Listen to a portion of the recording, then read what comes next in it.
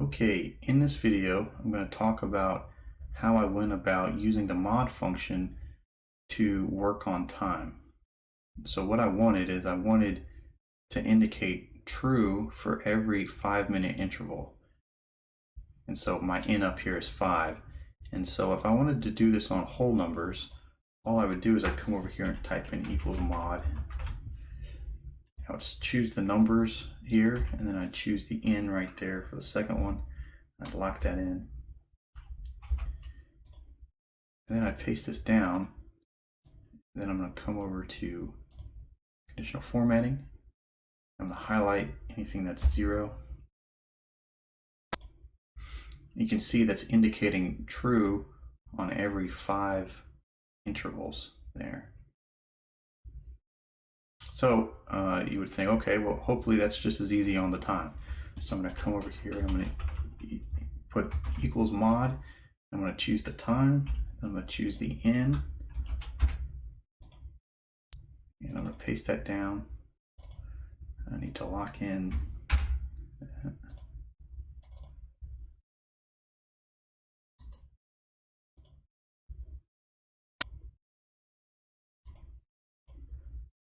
Use this at general.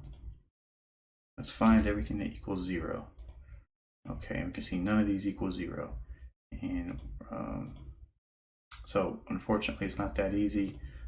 Let's come over here. Now I'm just going to go ahead and do this because I know one of the issues here is that the way time works inside Excel, and so it does not use, it uses whole numbers for dates and then fractions for time.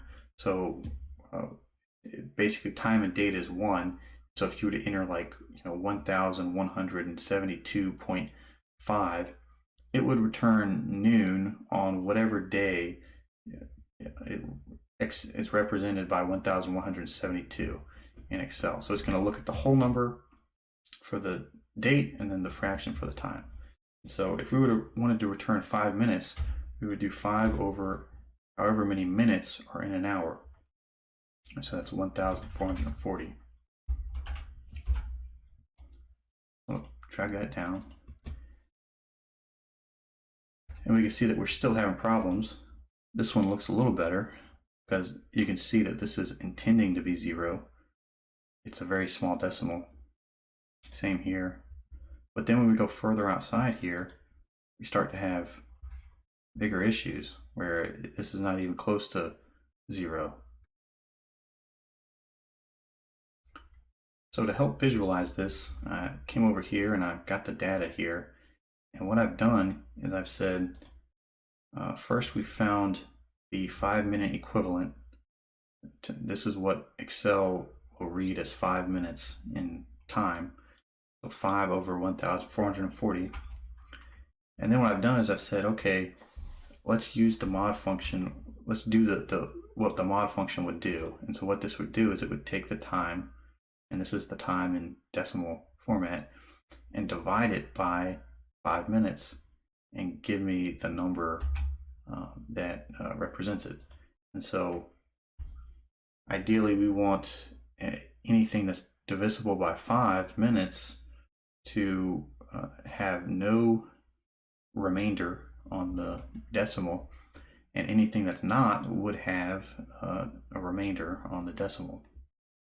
And so we can see here that this is returning right here, this one is divisible and it's returning no fraction, but over here when we use the mod function, it's returning 0.003472. So we come down here, the next one here, 225. Again, this is a whole number, which is good, and we're getting 0 here. And so this is the issue, is that when we're having mod functions that are not matching up, it's going to cause us to not be able to correctly identify the numbers that are the 5-minute intervals. So instead of using the mod function, what I've done is I've done this first here. I've divided it by 5 minutes, and then we've come over here and we've used this formula here that's going to correctly identify each 5-minute interval. So instead of saying mod number and then 5 minutes, we said we've done it all inside of this first number, and then our divisor is going to be 1. So what this is doing is it's taking this number right here that we got, sort of manually did the mod function here, and we're saying, okay, from that answer, look down through these returns, and if it has a decimal, return it as false, otherwise return true. And so that's what I've done here, and you can see that that's returning what we want on every single 5-minute interval. So we got the zeros here, which is good, but then when we come down here, we see we have decimals on these. It's also still returning true on these. So that's what we want. And so just to type this out real quick to visualize it, so we're going to do mod, and then we're going to do L, this number right here, and then 1. So we're going to drag that down, create a conditional formatting. So 0. That's matching up. And so then we would want to replace this L2 with the formula inside of L2. And so that's going to be your time over here. And I'm going to replace this with just D2 divided by what number interval do you want? We want in. We're going to lock that over minutes in a day. And we're going to close that off. Drag that down, and then we should be good to go. And you could round this potentially, but I don't think we're going to have any. Did I round this? I rounded it by 2, so that could be something to do just as a safeguard.